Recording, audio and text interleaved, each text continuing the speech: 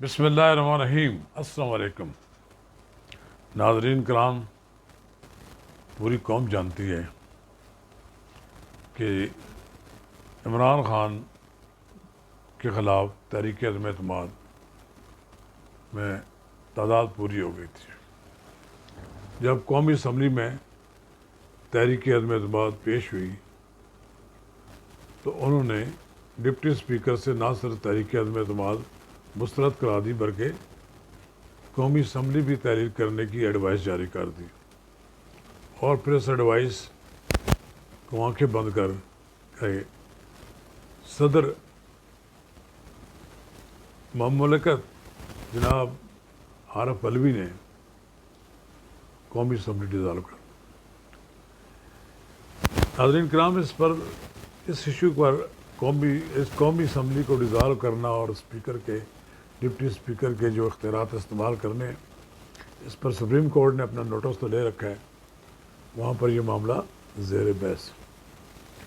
ناظرین کرام، قبل اس کے کہ ہم اس موضوع پر آپ کے ساتھ آج گفتگو کریں، اگر آپ نے میرا یوٹیوب چینل اب تک سبسکرائب نہیں کیا تو برائے کرم اسے فوری طور پر سبسکرائب کریں، لائک کریں اور اب آپ کے ساتھ شیئر کریں، تاکہ جب ہم ویڈیو لوڈ کریں تو سب سے پہلے آپ کے پاس پہنچے۔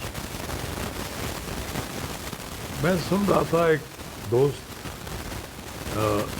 بڑے مشہور اینکر پرسن ہیں، شاہ زیب حمزادہ، وہ کسی جگہ بحث میں یہ کہہ رہے تھے، انہیں اس بات کا افسوس ہے کہ 1.5 کروڑ ووٹ دینے والا آدمی جس نے آئین کی بالادستی کی قسم کھائی تھی، جس نے کہا تھا کہ میں اس ملک میں آئینی حکومت جو ہے اس کو مضبوط کروں گا، اس نے ایک ایسا اقدام کر دیا کہ اس کا سارا کیریئر ہی تباہ برباد ہو گیا۔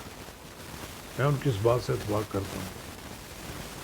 عمران خان کا یہ نعرہ کہ میں کرپشن ختم کرنے آیا ہوں، کرپشن ختم تو نہ کر سکے، اب یہ سارا بوجھ عدالتوں پہ عائد کر دیں گے، بلکہ ان کے زمانے میں تو کرپشن بڑی۔ میں نے خود کبھی زندگی میں یہ نہیں سنا تھا کہ 3 کروڑ روپے میں ڈپٹی کمشنر لگتے ہیں۔ مجھے تو یہ بھی حیرت ہوئی، ایک آدمی نے کہا کہ ایس ایچ او لیول تک چیف منسٹر پیسے لے کر تقرریاں کرتے ہیں۔ یہ ایک ایسی باتیں جو آہستہ سے سب سامنے آ رہی۔ اگر عمران خان کی حکومت ایسی حکومت تھی تو جیسے بہت پہلے چلے جانا چاہیے۔ یہ ٹرانسپیرنسی انٹرنیشنل نے بھی یہ بات کہی ہے کہ پاکستان میں کرپشن میں اضافہ ہوا، اس لیے کہ لوٹ مار لگی ہوئی تھی، لوٹ سیل لگی ہوئی تھی۔ کوئی بڑا عہدہ کہیں بھی تقرری ہو، اس کے لیے لاہور میں خاتون بیٹھی ہوئی تھی، لوگ ان سے اپروچ کرتے تھے، ان کے ذریعے کنسرن پرسنز کے پاس پیسے چلے جاتے تھے۔ تو ظاہر ہے عمران خان صاحب تو آنکھیں بند کر کے نہیں بیٹھے ہوئے تھے نا، ان کو معلوم تھا کہ کیا ہو رہا ہے، اس لیے انہوں نے عثمان بزدار کو ہی وہاں لگانے پہ اصرار کیے۔ جب سپریم کورٹ میں بحث ہوگی، شاید کل ایک آدھ دن میں ختم ہو جائے، ممکن ایک آدھ دن اور لگ جائے۔ سپریم کورٹ فری کین کا موقف سننے کے بعد پھر کوئی فیصلہ جاری کرے گا۔ ایک بڑی دلچسپ بات یہ ہے کہ عمران خان تو یہ کہتے تھے کہ میں 2028 تک رہوں گا، 2023 کا پورا ٹینیور مکمل کروں گا۔ وہ تو اپنے ہاتھوں سے اپنے پاؤں پہ کلاڑی بھی ماری اور پھر اس پہ جشن بھی منا رہے ہیں۔ ابھی تک وہ ان کا جشن منانے کا سلسلہ ختم نہیں ہوا۔ عجیب ڈٹھائی کے ساتھ پی ٹی آئی حکومت بھی ختم ہو گئی۔ وہ کل بھی میں نے یہ بات کہی تھی کہ کسی کا بیٹا پنجاب میں پھانسی کی سزا ہو گئی تو اس نے پھانسی کی سزا سے پہلے خودکشی کر لی۔ خودکشی پر اس کے باپ نے کہا کہ شکر ہے میرا بیٹا پھانسی سے نہیں لگا، وہ بچ گیا پھانسی لگنے سے۔ تو عمران خان صاحب، آپ تحریک عدم اعتماد سے اپنے آپ کو تو سے بچا کے لے گئے، وکٹیں اکھاڑ کے گھر بھاگ گئے، لیکن حکومت تو آپ کی چلے گی۔ آپ کتنے دن وہاں اس وزیر اعظم ہاؤس میں آپ بیٹھ سکیں گے؟ 1-2 دن کی بات ہے۔ سپریم کورٹ کا فیصلہ آنے کی دیر ہے. اگر تو تحریک عدم اعتماد کے بارے میں سپریم کورٹ نے ہدایت کی تو آپ اسی دن فارغ ہو جائیں گے اور پھر نیا قاعدہ ایوان آ جائے گا. اگر نئے الیکشن ہوتے ہیں اس صورت میں بھی آپ فارغ ہیں. میں نے بہت پہلے یہ بات کہی تھی کہ عمران خان شکست سے بچنے کے لیے اپنی قومی اسمبلی ڈیزالو کر دیں گے، لیکن انہوں نے قومی اسمبلی ڈیزالو کی تحریک عدم اعتماد آنے کے بعد. اگر وہ پہلے کرتے تو یہ ان کا سرپرائز ہوتا، لیکن قومی اسمبلی ڈیزالو ہو گئی اور اب سپریم کورٹ نے اس کو بحال کر دیا تو پھر ان کے لیے اور تباہی ہے. عمران خان صاحب، میں نے یہ بھی کہا تھا دوستوں سے کہ جب آپ اقتدار سے نکلیں گے تو آپ کہیں گے کہ مجھے امریکہ نے نکلوا دیا ہے. اب تو روس سرکار نے بھی آپ کے حق میں ایک بیان دے دیا ہے. آپ پاکستان کی خارجہ پالیسی کا رخ تبدیل کر رہے ہیں. آپ بے شک کرتے ہیں، لیکن اس تبدیلی کے بدلے میں آپ پاکستان کو کیا ملا ہے؟ $20 ارب یورپی یونین، 20-22 ارب ڈالر یورپی یونین، امریکہ، ان ملکوں میں پاکستان کی برآمدات جاتی ہے. ہمارا کوٹا فکس ہے. آپ نے تو پاکستان کی وہ کارخانے ہی بند کروانے کا سوچ لیا تھا. ٹھیک ہے، اگر آپ اتنے ہی انقلابی تھے تو پھر جب یورپی یونین کے سفیر، فرانس کے سفیر کو یہاں سے نکالنے کا مطالبہ ہوا تو آپ نے مطالبہ ماننے سے انکار کر دیا. آپ نے امریکہ کے ساتھ دوستی کا آپ کا یہ لیول تھا کہ آپ ٹرمپ کی گود میں بیٹھے ہوئے تھے. جو بائیڈن نے محسوس کیا کہ آپ کے ساتھ معاملات طے نہیں کرنے، ہم نے معاملات اسٹیبلشمنٹ کے ساتھ کرنے ہیں، تو اسٹیبلشمنٹ کے ساتھ ان کے لوگ آ کے ملتے رہے. 2-3 دن پہلے فوج کے سربراہ نے جو خارجہ پالیسی کے بارے میں اپنی رائے کا اظہار کیا ہے، اصل میں ملک کی خارجہ پالیسی انہی خطوط پر ہے. یہ کسی صورت میں کوئی افورڈ نہیں کر سکتا کہ ہم امریکہ کے ساتھ دشمنی کر لیں اور روس کے ساتھ دوستی کر لیں. ہمیں تو سب کے ساتھ مل کر چلنا ہے. پاکستان نے روس کی ناک میں نکیل ڈالی ہے جنرل ضیاء الحق کے زمانے میں. جنرل ضیاء الحق کے زمانے میں پاکستان نے روسی ریچھ کو گرم پانیوں تک نہیں آنے دیا. وہ پاکستان کے ہاتھوں شکست خوردہ ہے. اب آپ اگر ان کے ساتھ دوستی بڑھاتے ہیں تو وہ ہمیں کچھ دیں تو صحیح. ہمارے ساتھ وہ کیا کرنا چاہتے ہیں، ہمیں کیا دیں گے؟ اگر امریکہ کے مقابلے میں وہ پاکستان کی زیادہ مدد کر سکتے ہیں، پاکستان کی معاشی مشکلات سے نکال سکتے ہیں، پھر ٹھیک ہے، آپ خارجہ پالیسی بھی تبدیل کر لیتے. آپ اپنی خارجہ پالیسی میں کوئی یو ٹرن لیتے. مسٹر یو ٹرن، آپ کو دیکھنا ہوگا کہ آپ ہر ایشو پہ آپ تبدیل کرتے ہیں پالیسی روزانہ. آپ کہتے تھے میں دیکھوں گا، آخری گیند تک لڑوں گا. آخری گیند بھی آپ اٹھا کر بھاگے، وکٹیں بھی اٹھا کر بھاگے، اور اپوزیشن آپ کا تعاقب کر رہی ہے. سپریم کورٹ پہنچ گئی ہے تعاقب کرتے ہوئے.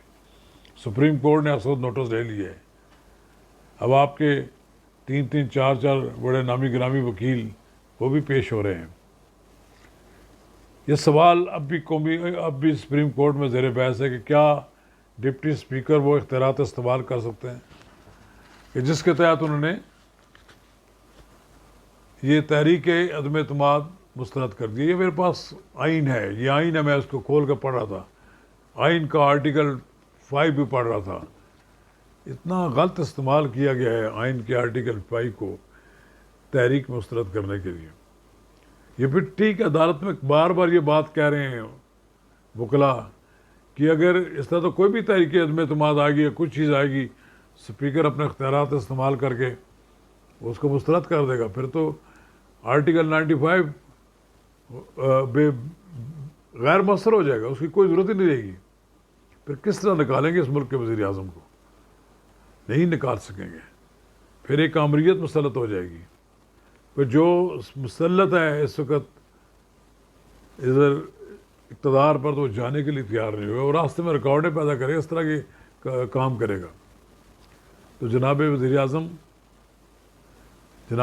تو میں نہیں آپ کو کہہ سکتا، آپ کو سابق وزیر اعظم ہی کہنا چاہیے اسمبلی آپ نے توڑ دی. اب عارضی طور پر اگر آپ تو بیٹھے, لیکن ابھی تک صدر مملکت نے بھی آپ کو نوٹیفکیشن جاری نہیں کیا. آپ براجمان ہیں اس وزیر اعظم ہاؤس پر جس سے آپ یونیورسٹی بنانا چاہتے تھے, یونیورسٹی نہیں بنائی.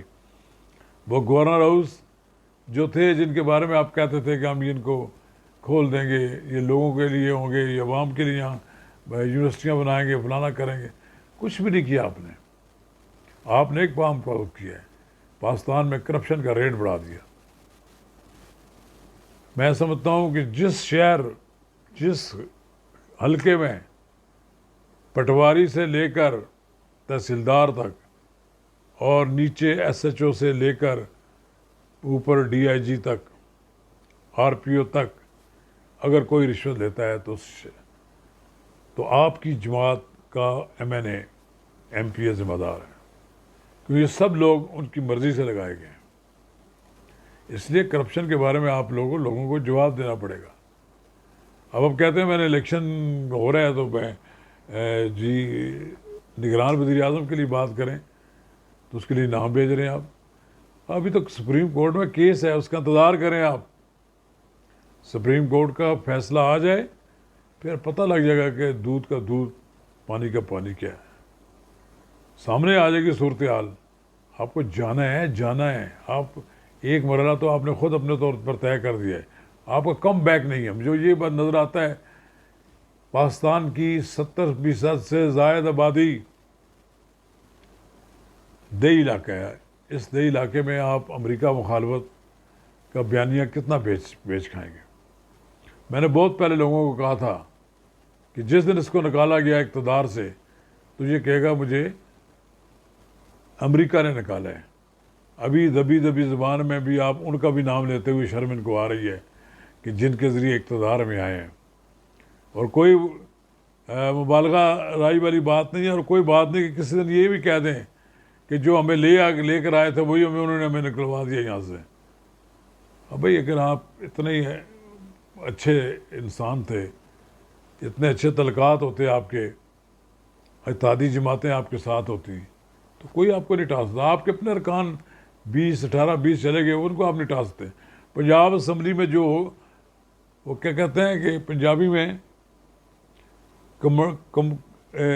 جو شور شرابہ پیدا ہوا ہے, کمڑیاس جو وہاں ہو رہا ہے, کبھی اجلاس ہوتا ہے پھر اجلاس ملتوی کر دیتے ہیں, 10 دن آگے چلے جاتے ہیں. اگر وہاں بھی آپ آدمی اکثریت نہیں ثابت کر سکے عمران خان صاحب, لوگ آپ سے نالاں ہیں. لوگ نہیں چاہتے کہ آپ پھر اس ملک میں واپس آئیں. یہ میرا قصور نہیں ہے, لوگ آپ سے مایوس ہو چکے ہیں.